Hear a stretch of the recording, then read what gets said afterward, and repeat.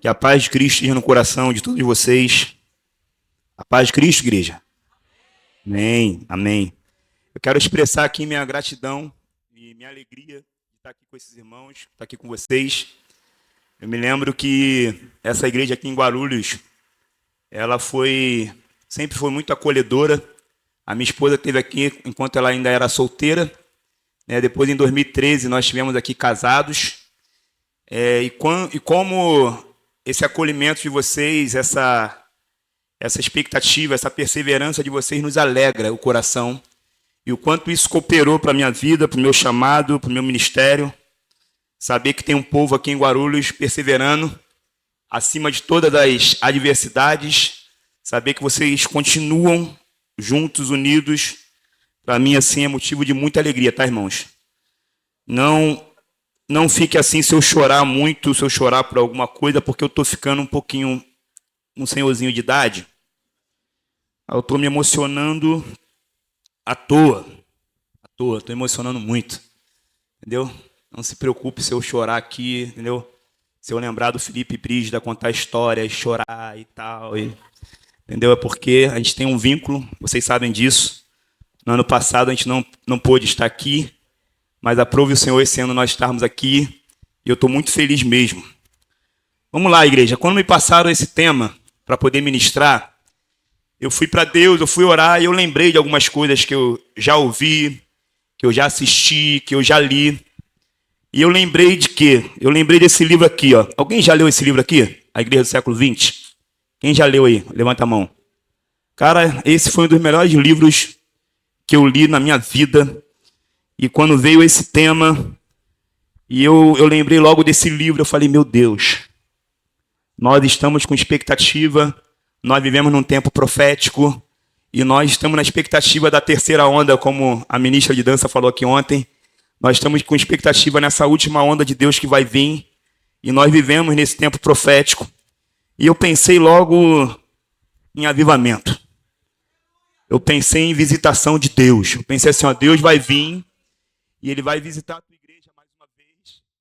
E nós temos que estar preparados para esse momento de visitação de Deus, onde o Senhor Ele vai se derramar mais uma vez sobre a igreja dele. E eu fiquei assim, quando eu li aquele texto lá que vocês colocaram explicando o porquê do tema e tal, meu coração se encheu, né, de alegria, porque eu também estou nessa expectativa, gente. Também estou nessa expectativa da volta do nosso Senhor Jesus. Muito obrigado, meu irmão. Cara, salvou, hein? Salvou. Entendeu? Eu também estou na expectativa da volta do Senhor Jesus, dessa visitação de Deus, do avivamento. E vários homens, aqui no último capítulo desse livro, no que ela falou ali ontem, vários homens de Deus, ele usa a expressão de onda para se referir ao mover do Espírito Santo na história da igreja. Eu não sei qual é a matéria preferida tua na escola, mas na minha época, quando eu estudava, a minha matéria preferida era história. Eu gostava de história. E eu tinha muita facilidade de gravar o que a professora ensinava. Eu ficava observando ela falando, e eu gravava tudo aquilo, eu, apaixonado por história. A história, até hoje, o que eu mais gosto de ver é documentário na televisão, história de alguém, biografia de alguém. Eu gosto de história. E quando eu vou para a história, eu vejo vários homens de Deus usando essa questão do avivamento, usando essa questão da visitação de Deus como se fosse ondas. Uma onda. No último capítulo desse livro fala sobre a terceira onda. Tem um livro que fala sobre a última onda. E a igreja que está ligada nesse tempo profético, está vivendo, está ligado que o Senhor, Ele vem como se fosse ondas. Existe tempo que Deus vem, e a figura da onda do mar ela é muito útil. Por quê? Porque ela pode ilustrar esse assunto de avivamento. Deus tem atuado na história da igreja em diferentes etapas através de ondas. As ondas são de diferentes tamanhos, são de diferentes intensidades, como também tiveram diferentes visitações do Espírito Santo. Eu, no decorrer desses 22 anos, convertido no Senhor Jesus, eu já experimentei algumas ondas, de algumas proporções. Eu sou fruto de uma onda, que daqui a pouco eu vou falar aqui qual foi a onda, mas eu já experimentei algumas ondas. E, cara, é maravilhoso quando você vê a visitação de Deus entre nós. Nós sabemos que o Espírito Santo está em nós, amém ou não? Que ele permanece em nós. O Espírito da verdade que o mundo não pode receber, ele habita em nós e estará em nós para sempre. Nós sabemos disso. Mas eu estou falando daquela manifestação de Deus entre nós. Eu não estou falando só da manifestação de Deus em nós. Em nós temos o Espírito. Ele está em nós. Mas o Espírito Santo, ele também quer se manifestar entre nós. Então, assim como as ondas, um dia ela vem, ela sobe, ela cresce, ela te leva, você se converte, aquele vento, aquele negócio do Espírito te leva. Assim também são as visitações de Deus no tempo no qual vivemos. Abra a tua Bíblia, por favor, em Atos, capítulo 2. Eu quero falar sobre a primeira onda que a igreja primitiva ela vivenciou. Entendeu? Ela vivenciou. Atos 2, eu vou ler a partir do 1, eu vou ler muito. A gente vai falar de história aqui, mas vamos embora. Atos 2, a partir do versículo 1, fala o seguinte: ao cumprir-se o dia de Pentecostes, estavam todos reunidos no mesmo lugar. De repente veio do céu um som como de um vento impetuoso, e encheu toda a casa onde estavam sentados. E apareceram distribuídas entre eles línguas como de fogo, as quais pousaram sobre cada um deles, e todos ficaram cheios do Espírito Santo e começaram a falar em outras línguas, segundo o Espírito lhes concedia que falasse. Estavam morando em Jerusalém judeus, homens piedosos, vindo de todas as nações debaixo do céu. Assim, quando se fez ouvir aquela voz, afluiu a multidão, que foi tomada de perplexidade, porque cada um os ouvia falar na sua própria língua. Estavam atônicos e se admiravam, dizendo: vejam, não são galileus todos esses que aí estão falando? Então, como ouvimos falar, cada um em nossa própria língua materna, somos partos, medos, elamitas e os naturais de Mesopotâmia, judeus da Capadócia, ponto da Ásia, Frígia, somos da região da Líbia, nas imediações de Cirene, tanto judeus como prosélitos, cretenses e árabes, como os ouvimos falar sobre as grandezas de Deus em nossas próprias línguas. Todos atônitos e perplexos perguntavam uns aos outros: o que será que isso quer dizer? Outros, porém, zombando, diziam: eles estão bêbados. Então Pedro se levantou junto aos 11, erguendo a voz, dirigiu-se às multidões nestes termos: homens da Judéia e todos vocês que moram em Jerusalém, tomem conhecimento disto e prestem atenção no que eu vou dizer. Estes homens não estão bêbados, como vocês estão pensando, porque são apenas 9 horas da manhã, o horário da nossa reunião de hoje. São apenas 9 horas da manhã. Mas o que está acontecendo é o que foi dito por meio do profeta Joel. E acontecerá nos últimos dias, diz Deus, derramarei o meu espírito sobre toda a humanidade. Os filhos e as filhas de vocês profetizarão. Os seus jovens terão visões, e os seus velhos sonharão, e até sobre os meus servos e sobre as minhas servas derramarei do meu espírito naqueles dias, e profetizarão. Mostrarei prodígios em cima do céu e sinais embaixo da terra, sangue, fogo e nuvens de fumaça. O sol se transformará em trevas, a lua em sangue. Aqui já está falando da volta de Cristo, antes que venha o grande e glorioso dia do Senhor, e acontecerá que todo aquele que invocar o nome do Senhor será salvo. Lembrando que quem está lembrando aqui a profecia de Joel é Pedro. É um cara que 50 dias atrás, mais ou menos, ele tinha negado Jesus. Aquele cara que um dia tinha negado Jesus, Jesus ressuscitou, apareceu para ele: Pedro, tu me amas, apacenta minhas ovelhas, aquela história que você já sabe. Ele é o mesmo cara que, quando todo mundo pensou que eles estavam bêbados, ele se levantou e ele pregou para eles com ousadia: esse Cristo a quem vocês crucificaram, Deus o fez Senhor e Cristo. E a igreja em Atos, ela nasceu experimentando o derramamento do Espírito Santo.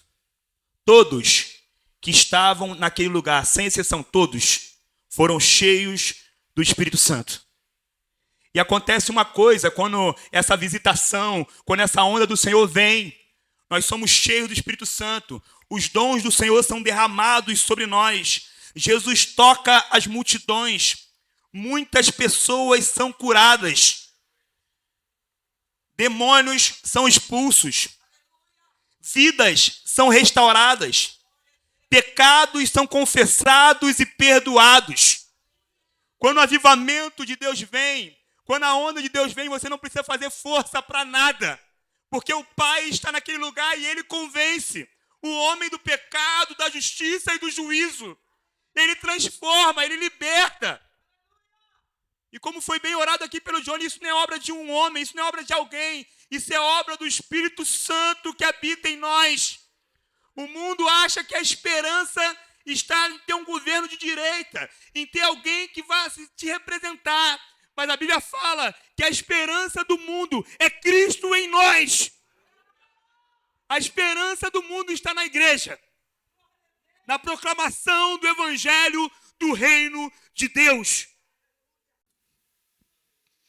A igreja em Atos experimentou um avivamento, uma visitação de Deus. Experimentou algo maravilhoso. Foram acrescentadas pessoas ao rebanho. Cara, que tremendo. Aquele mesmo dia, muita gente se converteu. E eles não precisaram fazer força para que isso acontecesse. E é maravilhoso experimentar isso, gente. É maravilhoso quando você não precisa fazer força para que a obra de Deus, para que a palavra de Deus se propague. É maravilhoso, porque é o Senhor que está fazendo. Não é força humana, é o Senhor que está fazendo. Não é prática, não é a gente saber como agir, é saber como o Espírito Santo, a gente tem que estar nesse lugar, gente, de dependência de Deus. O Senhor, nesse tempo aqui, Ele quer nos levar para esse lugar de volta, de sensibilidade a ouvir a voz do Senhor. Você que está aqui nessa igreja há muitos anos, não faça nada no automático. Eu lembrei de uma história aqui, teve um dia que eu estava comemorando com um amigo meu lá, o Renan, o nascimento da filha dele, e eu recebi uma ligação. Eu fui lá conhecer no hospital a filha dele, a Cristal, e eu recebi uma ligação de um amigo meu, pedindo para eu fazer o sepultamento de uma criança de 7 anos, que era tetraplégica, e eu me alegrando aqui com o Renan, olhando a filha dele na incubadora ali, eu recebendo a ligação da morte de uma criança de 7 anos, e aquilo dali me deixou assim, eu falei, meu irmão, tu sabe onde eu tô? Eu tô aqui no nascimento de uma criança e ele congrega em outro lugar, mas é muito vinculado, é muito próximo a nós. Tem aquelas pessoas que congregam em outro lugar, mas quando tem briga no casamento, te procura lá. Entendeu? Tem tudo quanto é lugar, tem. Aí esse cara é muito ligado a mim e pediu para eu fazer o sepultamento. Eu morava em Realengo ainda na época, e eu tinha um iPadzinho com várias ministrações, mensagens, não sei o que e tal. E quando chegou lá um dia após que eu ia fazer o sepultamento, peguei o iPad, fui para o carro assim, já no automático. Criança, João capítulo 14, não se turbe o nosso coração, sentei no carro. O Espírito Santo falou assim comigo, você vai assim mesmo? Você vai no automático? Você vai porque você já sabe o que falar? O Espírito Santo falou assim comigo, você não vai orar não? Para saber o que eu quero falar naquele sepultamento? Você vai pegar teu esboço pronto? Você vai pegar teu esboço pronto? Aí ali no carro eu parei e falei, Senhor, tem misericórdia de mim. Deus, eu quero entregar diante de Ti o meu dia, entregar diante de Ti esse sepultamento, que o Senhor possa falar comigo no meu coração e que eu possa ser um canal Teu naquele lugar e tal. E o menino marcou, ele tinha um restaurante na Taquara, ele marcou de almoçar com ele antes. E eu fui almoçar, eu orei, fui almoçar com esse menino antes do sepultamento, com o rapaz, com o tio da criança. Enquanto eu almoçava com ele, ele contava a história da criança para mim. Ele contava que a irmã dele não cuidou da criança, quem cuidou da criança foi a avó. E a criança era broncoaspirou, comendo alguma coisa, e tentou levar para o UPA, mas não resistiu e tal. Enquanto eu conversava com ele, O Espírito Santo falou para mim assim, ó, você só está indo para esse sepultamento para falar para a avó dessa criança que a culpa não foi dela, que eu quis levar ele para mim. Na hora eu falei, eu me arrepiei assim, eu falei, meu Deus, não era João 14, era uma palavra específica para aquela mulher que estava sofrendo com culpa pela criança ter morrido com ela. E eu sinto Deus querendo, eu creio que Deus quer nos levar de volta para esse lugar de dependência, para esse lugar que a gente pare de fazer coisa no automático. Eles tinham uma palavra específica para aquela mulher. E eu nunca fui num sepultamento tão vazio, poucas pessoas, e não colocaram aquele negócio de rosa, não cobriram o corpinho da criança. E acho que só tinha 3 ou 4 pessoas, e a mãe ainda pediu para abrir o caixão. E eu naquela situação ali tensa. Mas ali, Deus me levou naquele lugar para direcionar a palavra específica para aquela mulher. E eu olhei para ela e falei assim, ó, Deus falou isso. E eu orei por ela. Porque o Senhor não quer que a igreja dele viva no automático. Viva porque já sabe fazer. Porque você aprendeu, porque você leu o módulo 1, módulo 2. Porque você viu, leu. Não. Não. Quando você estuda a história da igreja, como eu falei para vocês, eu gosto de história. Eu já li o livretinho do Avivamento da Rua Azusa. Eu li o livretinho Avivamento no País de Gales. Para mim, esse livro é um dos melhores livros que eu li na minha vida. Eu li esse livro aqui, eu fiquei assim impactado. Eu quero ler de novo. Eu li de novo o último capítulo para vir para cá. E eu falei, meu Deus. Cara, e quando você estuda a história da igreja, você vê que no início do século XX teve avivamento na Rua Azusa, um movimento pentecostal. Depois teve o movimento da chuva seródia. Depois teve o movimento da cura divina. Depois teve o movimento dos carismáticos. Movimento carismático no meio da igreja católica. Depois teve o poder do Espírito Santo entre os jovens. Aí você pode falar para mim, Andros, isso não é um saudosismo? Gente, eu creio que vai vir coisas muito maiores. Mas nós não vamos desprezar aquilo que já aconteceu. Porque toda vez que eu leio essas histórias, meu coração se enche de fé, de ousadia. E a minha vida devocional ela é esticada, ela muda. Depois que eu ouço a história desses homens de Deus. E foram várias histórias. E você hoje, você faz parte de uma história que já aconteceu há alguns anos atrás. De um movimento, isso não é saudosismo. Em Hebreus, capítulo 11, versículo 2, fala o seguinte, pois pela fé os antigos obtiveram um bom testemunho. Observa a vida daqueles que vieram antes de vocês. Eles obtiveram um bom testemunho. Hebreus capítulo 13, do 7 em diante. Lembre-se dos seus líderes, os quais pregaram a palavra de Deus a vocês, e considerando atentamente o fim da vida deles, imitem a fé que tiveram. Jesus Cristo é o mesmo ontem, hoje e para sempre. Não se deixem levar por doutrinas diferentes e estranhas, porque o que vale é ter o coração confirmado com graça, e não com alimentos que nunca trouxeram proveito aos que se preocupam com isso. O texto aqui nos anima a lembrar dos nossos líderes. Lembra de quem pregou a palavra de Deus para você. E observa o fim, observa a fé deles. Não tenta criar nada novo não, faz o seguinte, imita a fé que eles tiveram. Essa geração tem uma síndrome de originalidade. Ela está querendo criar algo novo, querendo criar uma igreja nova. Não vai ter uma igreja nova, o que vai ter é a restauração da igreja primitiva nos últimos dias. Deus vai restaurar aquilo que ele já estabeleceu. Não vai ter uma igreja nova. Observe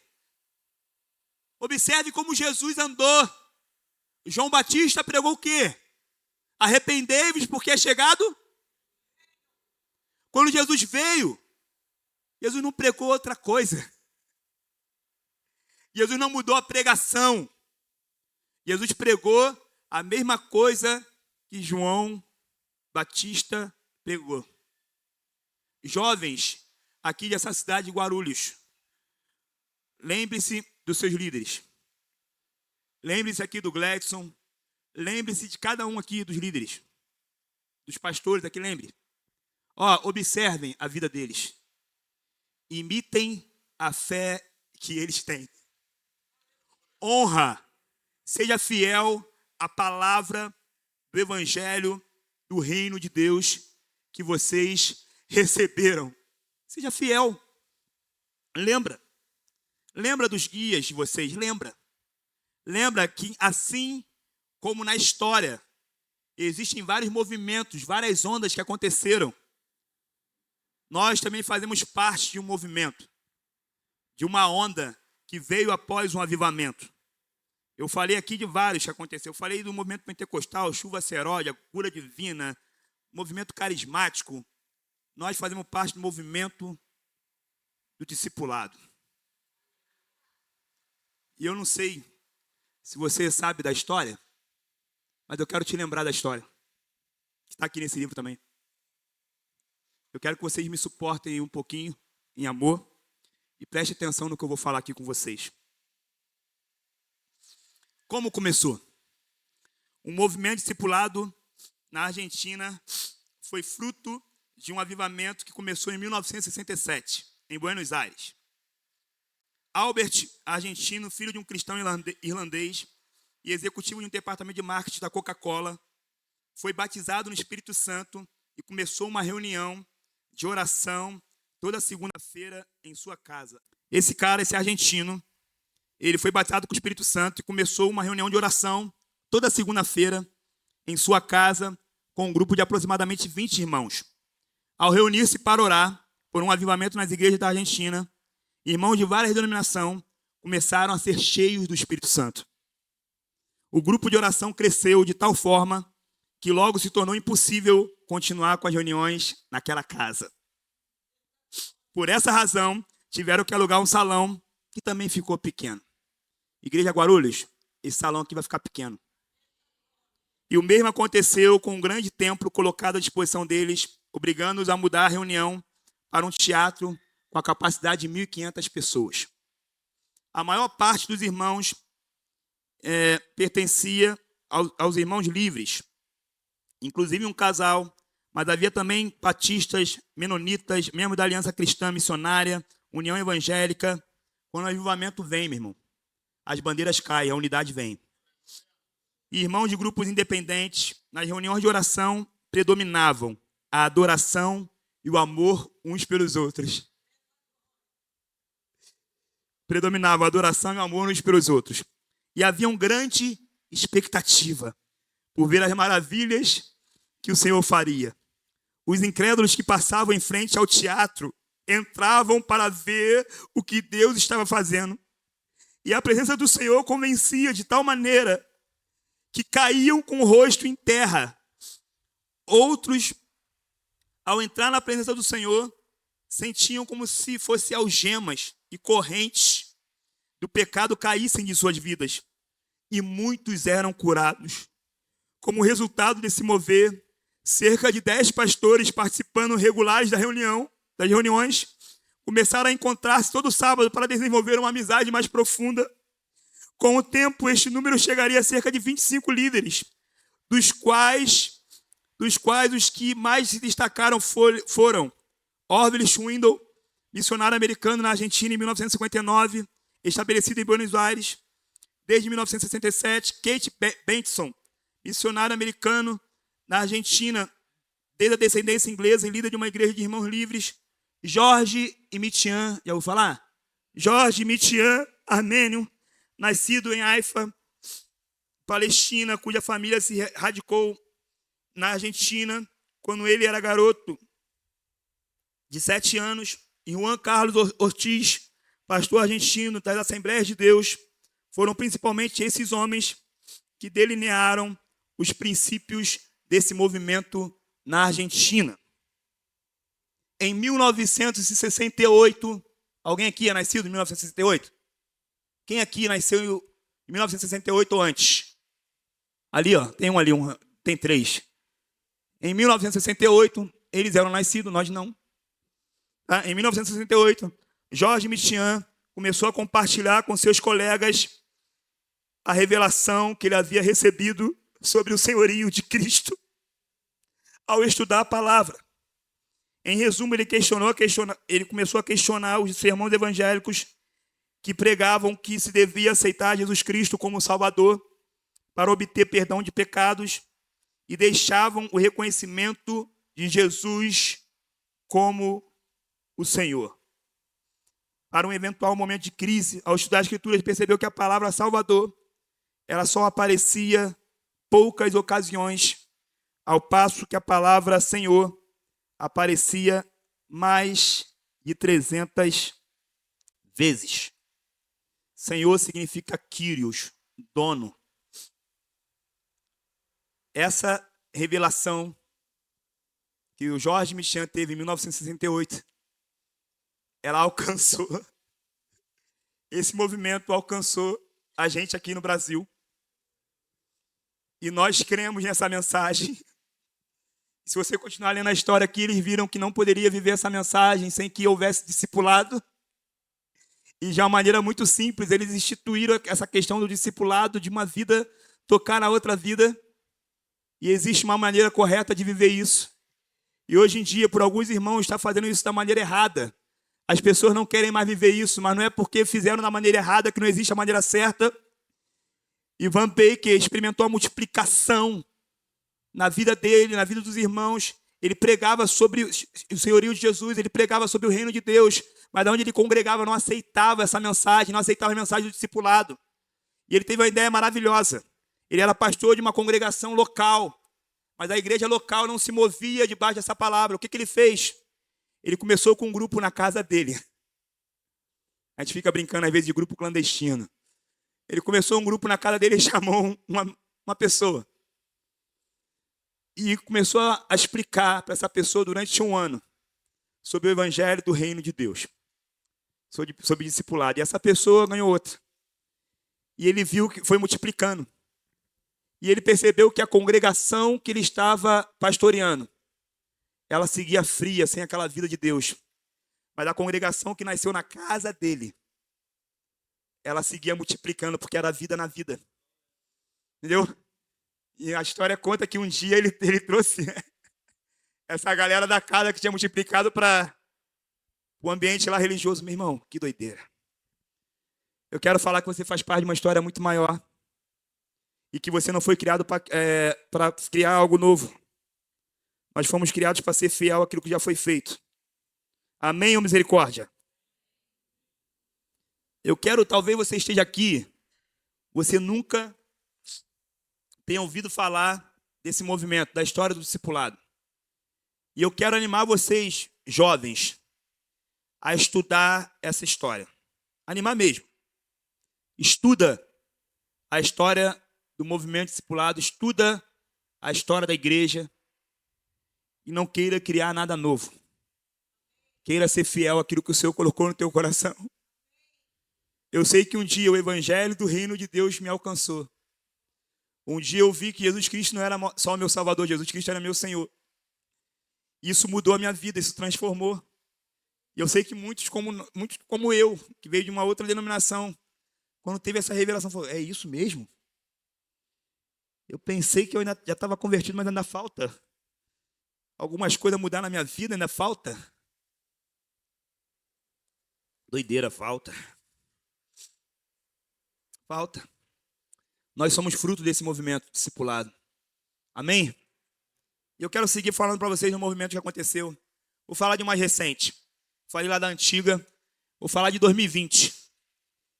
2020. Quem tem a minha faixa etária aí, entendeu? Eu estou com 41 anos. 2020, através de alguns ministérios, cada de Davi, David Keelan, nós experimentamos o movimento, entendeu? Oi? Foi antes? Foi um pouco antes?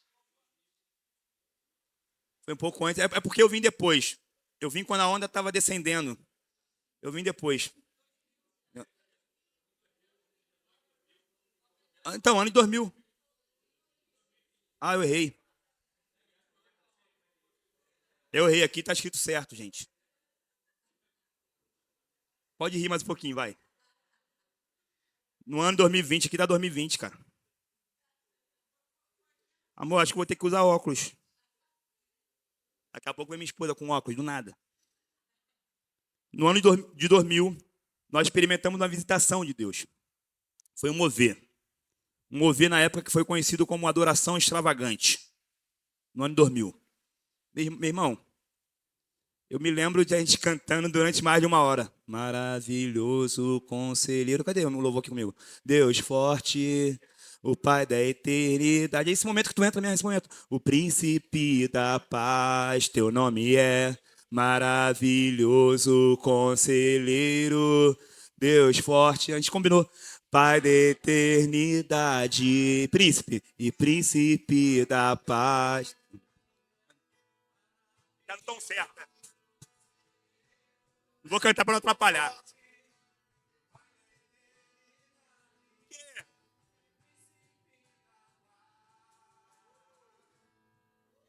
Poderoso.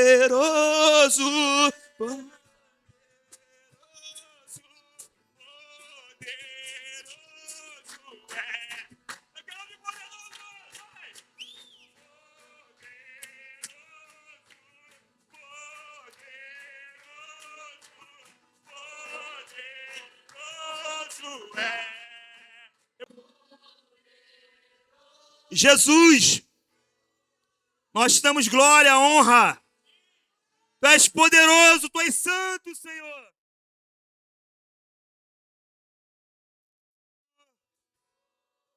Aquele que começou a boa obra na minha vida, na tua vida, ele é fiel para completar essa obra. Aleluia. Ai, Senhor. Glória a Deus. Pode sentar. Pode sentar você. E você não, você arruma uma cadeira e fica aqui, meu amigo. Você fica aqui comigo. Canções de adoração como essa, no ano de 2000, invadiu as igrejas. E começou algo assim, pessoas apaixonadas, sedentas por Deus, se reunindo para orar. Encontros durante um grande período de tempo. O que hoje nós conhecemos como sala de oração. Antigamente nós pegávamos um lugar como esse e dividíamos em partes. E essas partes que nós dividíamos ficava aberto durante 3 dias. E você podia ir ali em alguma parte daquela. Tinha a parte da oração, tinha a parte da pintura, tinha a parte da dança. E você ficava numa sala chapando no Espírito Santo. Cara, tremendo. E eu ficava, meu Deus, doideira. E eu fui alcançado num negócio desse, meu irmão. Logo depois do ano 2000, eu cheguei em 2003, eu sou novo convertido, tenho só 22 anos. Sou novo. No ano passado, no Chile, nós experimentamos assim algo maravilhoso. Uma visitação de Deus maravilhosa, porque nós fomos eu estava lembrando hoje, lá na casa do Felipe, com a Brígida, a gente estava conversando. Nós fomos para um evangelismo lá, um sábado. E o evangelismo acabou se prolongando muito, acabou tarde o evangelismo. E eu pensei que nós nem íamos voltar para o lugar de reunião. Nós estávamos também hospedados nas casas. E eu pensei assim, nós vamos para as casas. E nós voltamos, né? Fomos direcionados lá para o lugar de reunião lá. Para poder fazer um lanche. Aí lanchamos. Eu sou um cara que eu não canto bem. Mas eu tenho ousadia, eu sou cara de pau. Eu não toco bem também. Aí depois de fazer o lanche ali, eu peguei um violão. Fui para um cantinho, um chileno, novinho, um adolescente chileno, sentou no carrão. E a gente começou a cantar ali. Qual música a gente cantou mesmo? Emaús, né? Emaús. Como é que é Emaús? É para hoje, Emaús? Entendeu? É esse. A gente começou a cantar, nos abraçando e tal. E A princípio, as mesas estavam divididas em grupos. E a princípio a gente estava ministrando ali, a gente estava ali, só nós dois, e tocando aquele grupo ali que a gente estava. Daqui a pouco aquele negócio se expandiu, o Espírito Santo ele veio. E nós começamos a declarar: nós te damos toda honra, nós te damos toda ao Cordeiro que foi morto. E nós começamos a ministrar.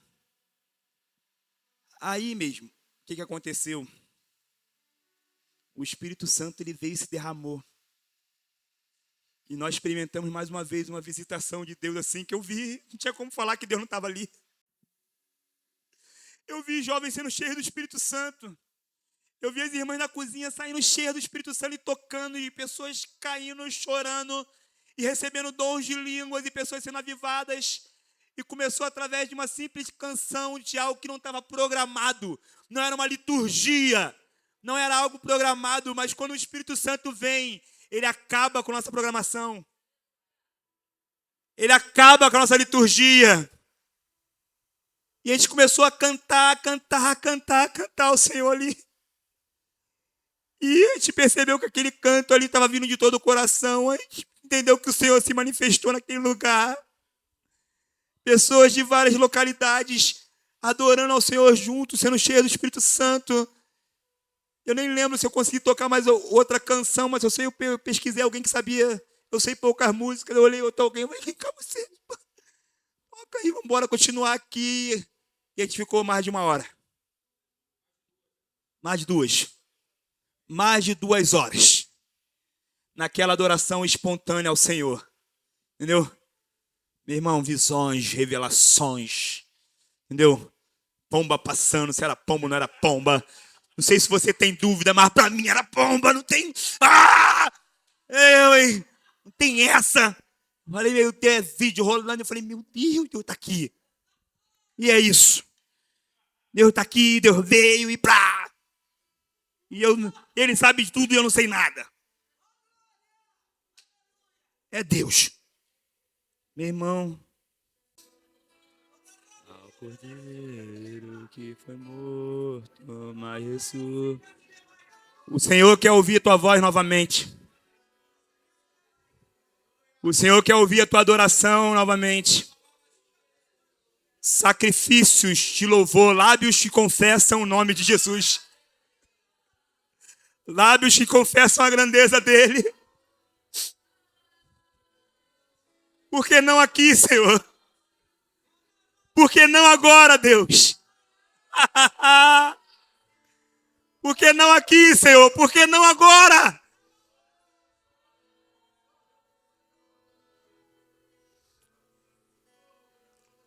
Meus irmãos, a gente já vai continuar. Eu sei que é difícil até continuar, mas a gente já vai continuar. A verdade é a seguinte. Quando eu ouvi esse tema de vocês, eu pensei no seguinte: a verdade é que de forma pessoal ou coletiva, experimentamos algumas visitações de Deus. Se você se converteu de verdade, você passou a buscar o Senhor e Ele veio justiça sobre a tua vida. Eu quero falar que Jesus, Ele é a justiça de Deus para nós. E Ele quer governar a nossa vida. Ele é o Filho de Deus que se fez carne e morreu em nosso lugar. Quando veio esse tema para mim, eu lembrei do testemunho de uma jovem, casadinha que anda lá conosco. Bárbara, o nome dela, casada com o Renan, Babi. A Babi, ela veio para o nosso meio através lá do Renan. Mas era um caso que a gente ainda não tinha tratado. Era um caso de divórcio e novo casamento. E a gente ainda não tinha pego nenhum caso desse para cuidar nos anos que a gente cuidava de vida. E a gente se viu ali na missão de estudar o livrinho lá, do Anderson Paz com o Franco. E a gente teve algumas reuniões com ela. E eu lembrei de uma reunião no tempo da pandemia. Ela participou de um retiro nosso de jovens. E a gente teve algumas reuniões online com o presbitério para falar sobre o caso dela e para ela contar o testemunho dela. E sabe o que ela contava o testemunho dela? Ela falou assim: eu estava participando de um retiro. Quem já participou de retiro de carnaval lá no Rio, no sítio? Quem já participou? E ela contando o testemunho dela pro presbitério, tava aqui, ó, a cadeirinha. Ela aqui no meio, Carol e eu. Tabletzinho ali, o iPad ali. E uma reunião online com o presbitério. E o presbitério fala, como é que você se converteu? Aí ela falou assim, ó, eu estava num retiro lá no sítio. Aí as canções estavam tocando. Aí veio aquele negócio em mim. Aí eu tive um avivamento. E ela simboliza a conversão dela com a palavra avivamento. Ela fala, eu tive um avivamento. Aí, ali veio um avivamento em mim. Aí esse avivamento veio. E tal. Sendo que ela não entendia, porque era alguém que frequentou uma congregação durante anos. Mas ela nunca tinha tido um avivamento. Aí ela começou a falar com o presbitério. Aí vem um avivamento sobre mim, entendeu? Aí vem um avivamento, porque o avivamento, ela não tinha outra palavra. E eu olhando assim, é a conversão. Mas é avivamento. Aí ela se emocionava falando do avivamento. Mas sabe o que ela achava estranho? Porque antes ela congregava em outro lugar.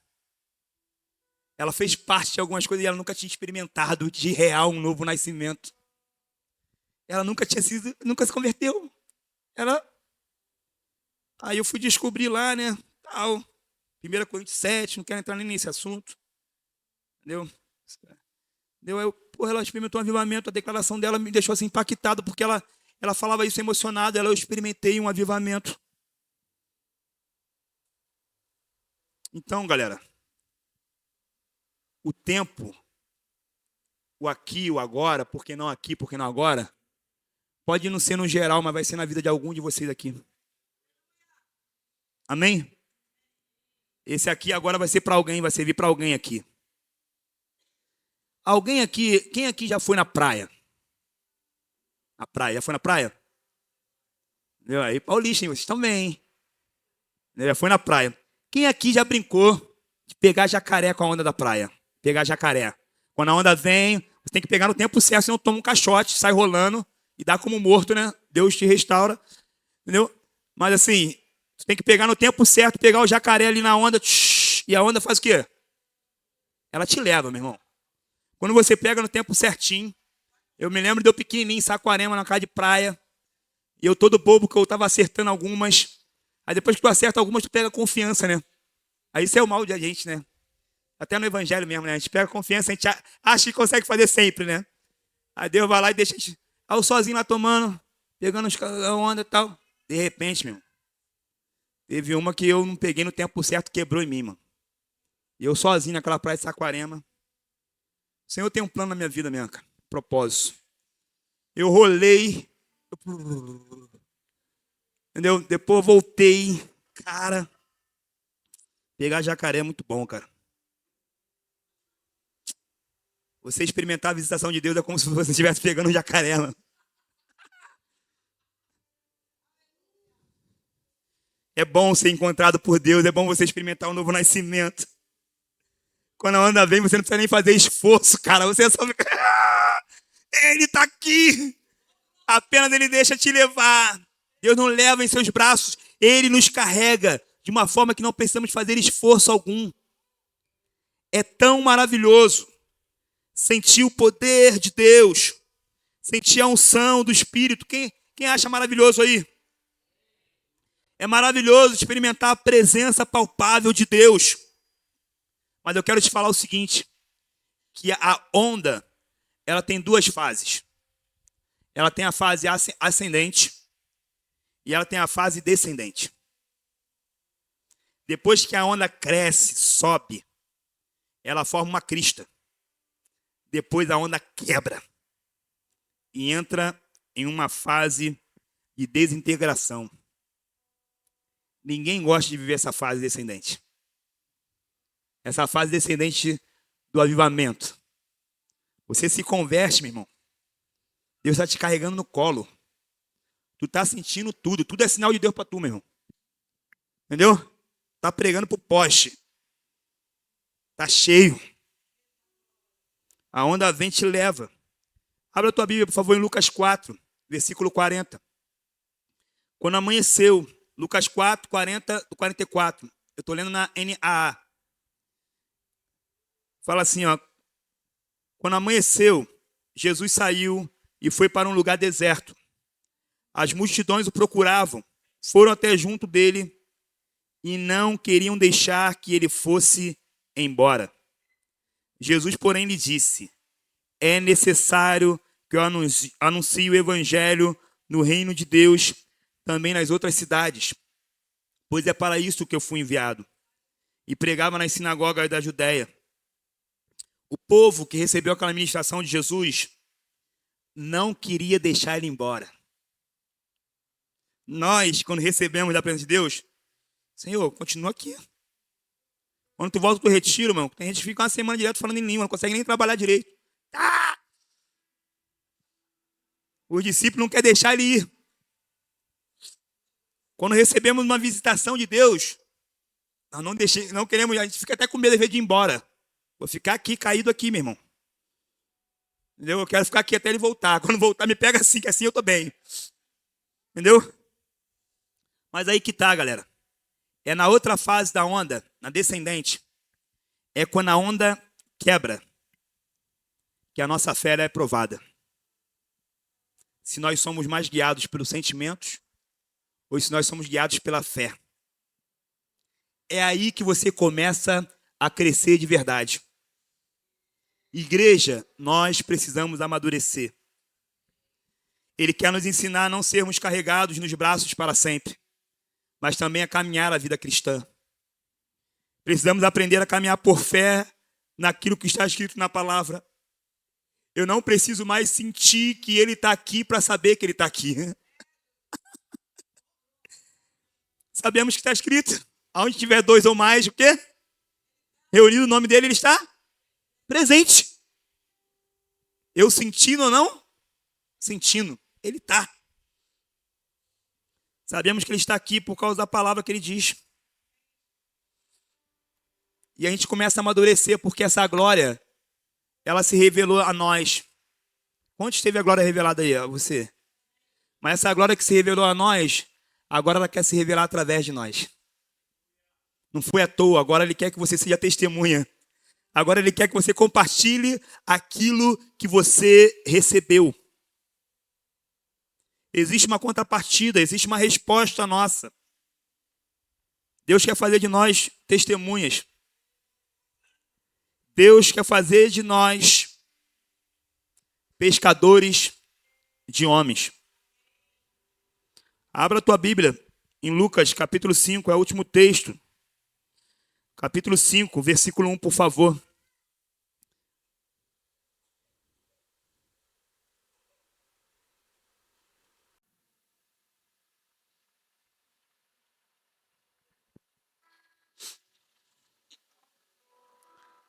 Aconteceu que Jesus estava junto ao largo de Genezaré e a multidão apertava para ouvir o quê?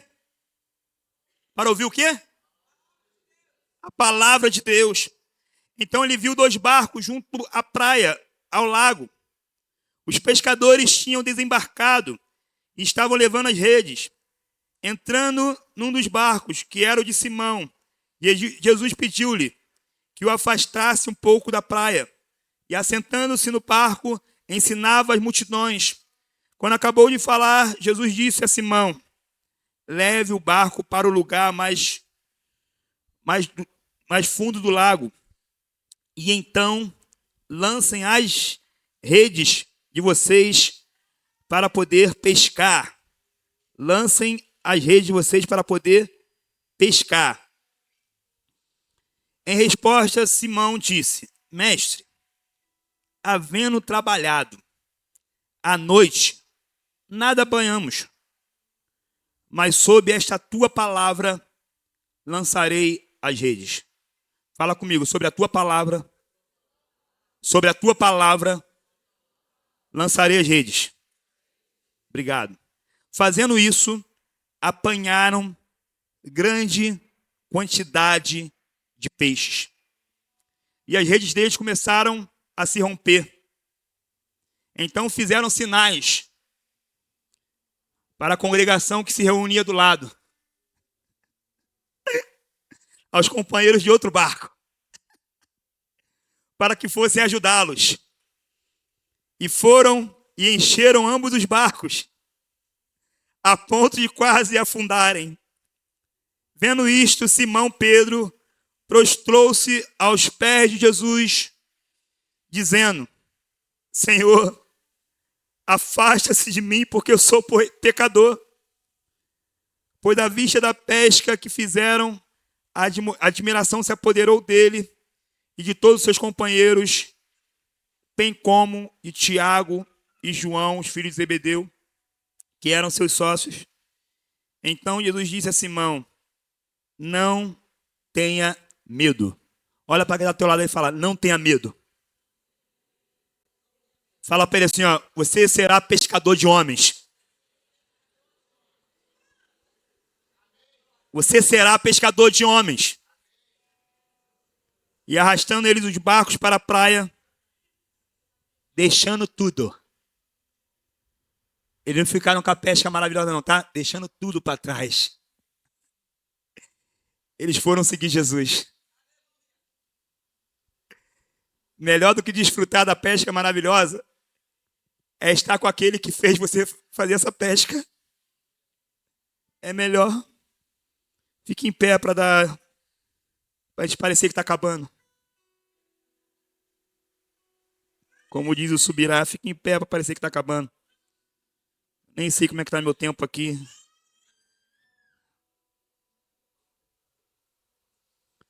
Eu quero ressaltar essa frase que eu pedi vocês para repetir. Que Pedro fala assim, ó: sobre a tua palavra eu lançaria a rede. Ele falou assim, ó: mestre, eu só vou fazer isso porque é o Senhor que está me mandando. Você sabia que o maior sinal de avivamento é as obediências às ordens de Jesus? O maior sinal de alguém avivado é alguém que obedece. João 14, 21 fala o seguinte: aqueles que aceitam os meus mandamentos e lhes obedecem são os que me amam. Eu também o amarei, será amado do meu Pai. Eu virei e me revelarei, me manifestarei a Ele. O maior sinal de um avivamento na vida de alguém é a obediência. É você obedecer. Obrigado, meu irmão. É você obedecer. Toda a nossa vida cristã, ela se resume a isso. Neste processo de aprender a obedecer e aprender a responder positivamente a Deus.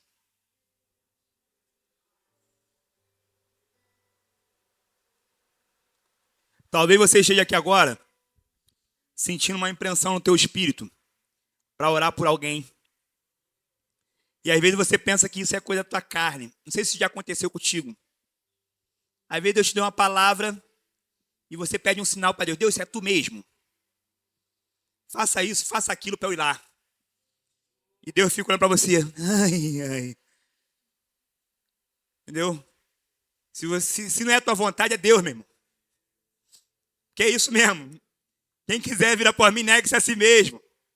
Toma a sua cruz e siga-me. É Deus querendo te usar.